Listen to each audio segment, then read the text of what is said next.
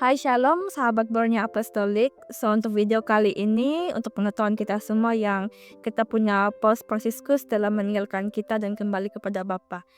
Untuk video kali ini, kami akan menceritakan tentang 8 sumbangan dia terhadap dunia. Marilah kita dengar. Yang pertama, mempromosikan perdamaian global. Paus Franciscus sangat mencintai kedamaian sehingga memainkan peranan penting dalam memperbaiki hubungan diplomatik antara Amerika Syarikat dan Kuba pada 2014. Selain itu, Paus juga aktif menyerukan gencatan senjata dan dialog damai dalam konflik-konflik di Suriah, Ukraina, Sudan Selatan, dan baru-baru ini juga konflik di Gaza sebelum Paus menghembuskan nafas yang terakhir.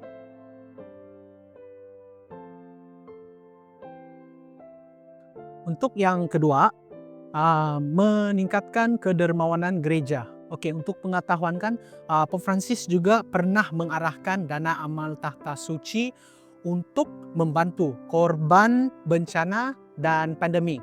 Khususnya pada tahun 2021, lebih 350 pound sterling disumbangkan kepada beberapa negara yang mengalami bencana dan pandemi. Antaranya ialah Haiti, di mana terdapat 2.000 orang yang terkena bencana dan sumbangan sebanyak 200 ribu pound sterling telah disumbangkan untuk negara tersebut. Untuk yang kedua pula, bencana di Bangladesh, yaitu Taufan Haas. Bencana di Bangladesh pula telah disalurkan bantuan sebanyak 50.000 pound sterling. Yang ketiga, bencana makanan di Vietnam. Ini terjadi masa pandemi COVID-19 di mana satu dunia mengalami krisis makanan. Jadi Pope Francis telah membuat keputusan untuk memberi sumbangan sebanyak 200.000 pound sterling.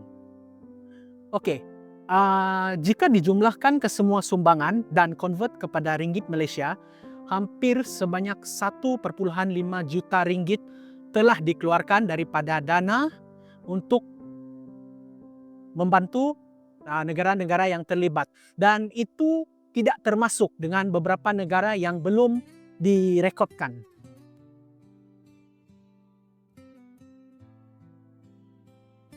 Yang ketiga, reformasi internal gereja. Paus Franciscus memimpin reformasi struktural di Vatikan, termasuk pembentukan Dewan Kardinal untuk membantu tata kelola gereja untuk meningkatkan ketulusan keuangan dan mendorong synodality, yaitu penyertaan umat awam dalam perbincangan dan pengambilan keputusan. Salah satu komitmen yang konkret Paus Franciscus dalam menghadapi skandal seks yang menghantui dalam gereja adalah pencabutan rahasia kepausan untuk kasus pelecehan seksual 2019. Pada 17 Desember 2019, Paus Franciscus pernah mencabut Pontifical Secret rahasia kepausan untuk semua kes penyalahgunaan seksual oleh imam atau anggota gereja yang sebelum ini menyukarkan penyiasatan oleh pihak berkuasa sivil. Mengapa ini penting? Sebelumnya, kes pelecehan dilindungi di bawah rahasia gereja yang ketat, menghalang akses korban dan pihak berkuasa sivil kepada dokumen dalaman. Kini, maklumat boleh dikongsi dengan polis dan pihak kehakiman, memudahkan siasatan serta memberi keadilan kepada mangsa. Kata Paus, pelecehan terhadap anak-anak adalah kejahatan yang sangat buruk. Mereka adalah anak-anak Tuhan dan tidak boleh dilindungi oleh budaya tutup mulut. By Paus Franciscus, Vatikan 2019. Ini adalah langkah reformasi yang besar dan berani, jarang berlaku dalam sejarah gereja modern, dan sebenarnya ini adalah banyak lagi contohnya, untuk seperti menubuhkan Komisi Kepausan untuk Perlindungan Anak 2014, pelucutan kardinal dan imam yang terlibat, serta memperkenalkan dokumen Motu Proprio Vos Estis Lux Mundi 2019, yaitu semua keuskupan mempunyai sistem pelaporan pendaraan, wajib lapor terhadap pendaraan dan pengabaian oleh uskup atau imam dijalankan dalam masa 30 hari, disusuli tindakan disiplin dari Vatikan digunakan secara global termasuk di Asia dan Afrika. Selain itu, Paus Franciscus juga bertemu langsung dengan mangsa dan mengadakan sidang khas Vatikan tentang perlindungan anak pada Februari 2019. Sidang ini mengumpulkan pimpinan gereja seluruh dunia untuk merangka garis panduan sejagat meningkatkan accountability yang menghapuskan budaya tutup mulut dan perlindungan institusi.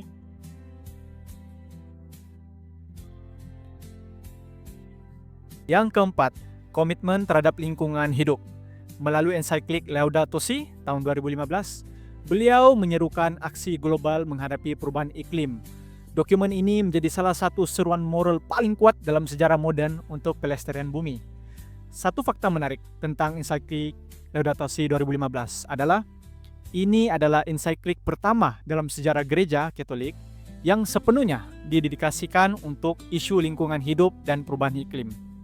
Lebih unik lagi, Laudato Si dikutip tidak hanya untuk umat Katolik, tetapi juga ilmuwan, aktivis lingkungan, dan pemimpin dunia seperti Presiden Amerika Serikat Barack Obama dan Situs Agung PBB Ban Ki-moon. Karena isinya menekankan bahwa pelindungan bumi adalah tanggung jawab moral seluruh umat manusia, tanpa memandang agama.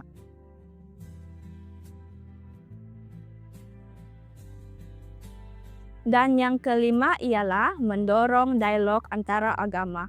Ia mengunjungi negara-negara majoriti Muslim seperti Irak, UAE, dan Mesir dan mendatangi dokumen persaudaraan manusia bersama Imam Besar Al-Azhar untuk memperkuat toleransi dan perdamaian antara umat beragama. Satu pandangan menarik dari Paus Fransiskus tentang antara agama adalah dialog antara agama bukan untuk menghapus perbezaan tetapi untuk membangun jabatan pengertian dan perdamaian. Paus Fransiskus meyakini bahwa keberagamaan bukanlah ancaman melainkan kesempatan untuk memperkuat kemanusiaan bersama. Pandangan ini ditegaskan saat ia mendatangi dokumen persaudaraan manusia di Abu Dhabi 2019 bersama Imam Besar Al-Azhar yang menyatakan bahwa agama harus menjadi sumber persatuan bukan konflik.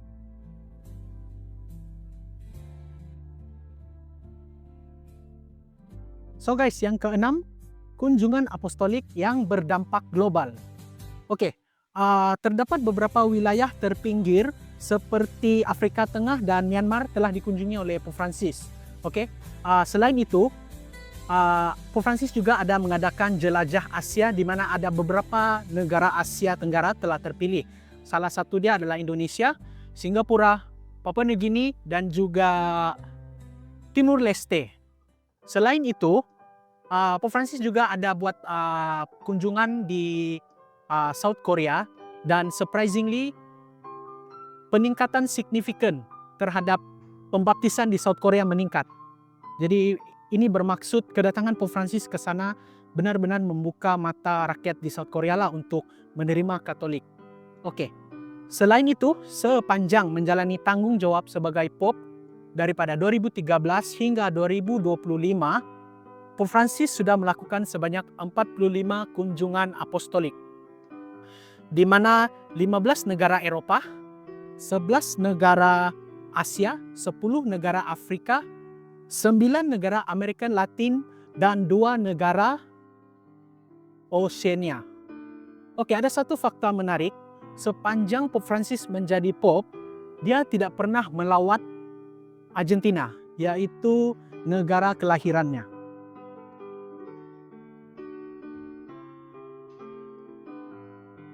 Yang ketujuh, membela kaum miskin dan tertindas. Dalam ensiklik Fratelli Tutti 2020, beliau mengkritik keras sistem ekonomi global yang eksploitatif dan mendorong ekonomi berbasis solidaritas dan inklusi. Ia dikenal konsisten berbicara tentang keadilan sosial dan redistribusi kekayaan. Terdapat beberapa pernyataan Paus Fransiskus mengenai isu ini, antaranya orang miskin membantu kita menemukan wajah Kristus. Seterusnya, jangan hakimi orang miskin dan gereja harus menjadi tempat pengungsian bagi kaum miskin.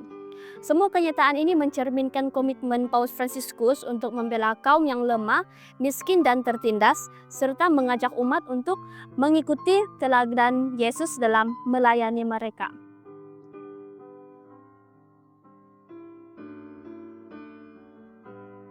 Yang ke-8, memampukan peranan wanita di dalam gereja. Walaupun Paus Fransiskus masih mengekalkan tradisi gereja tentang pentabisan imam lelaki sahaja, beliau secara aktif memperluas peranan wanita di dalam pelbagai bidang pentabiran, liturgi, dan juga pengambilan keputusan.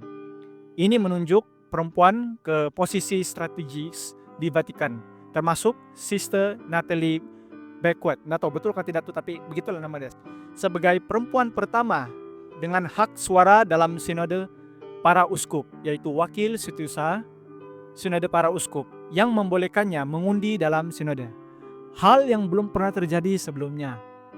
Seterusnya, Paus Fransiskus menyokong suara wanita dalam sinodalitas dari tahun 2021 sehingga 2024. Untuk pertama kalinya wanita diberi hak mengundi dalam sinode para uskup, yang merupakan forum penting dalam membuat keputusan pastoral. Dan sebenarnya ada banyak lagi. Walaupun Paus Fransiskus telah mengambil beberapa langkah penting dan bersejarah dalam memberi peranan lebih besar kepada wanita dalam gereja Katolik, namun beliau tidak pernah mengabaikan atau mengubah doktrin kepausan dan imamat yang diberikan hanya untuk kaum lelaki saja.